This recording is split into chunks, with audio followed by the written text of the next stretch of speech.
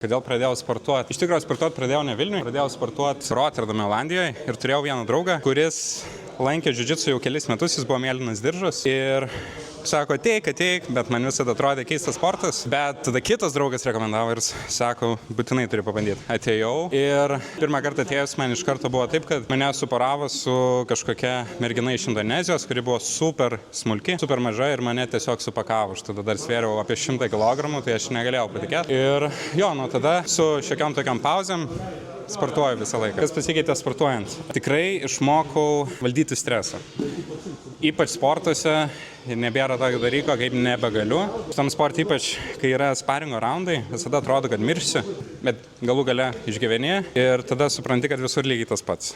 Tai tas pasikeitė labiausiai, aišku, fizinė forma, sveikesnis, labai patinka, laimingesnis visas šitas dalykas, bet svarbiausias dalykas – dorojimasis su stresu. Ką patarčiau žmonėm, kurie dar neišdrįso pasibandyti pirmą kartą? Iš tikro, žmonės čia yra daug draugiškesni, negu galėtų pasirodyti. Kovų menai turi tą visą aurą, kad baisu, kad visi kieti, sunku, bet čia atėjus visi yra super draugiški. Pirmas treniruotės galima su visais kaip su draugais 10 metų šnekėti ir tiesiog noris čia sugrįžti kiekvieną kartą. Net kai sunku po dienos, nesinori sportuoti, dėl žmonių vien dėl to norisi ateiti.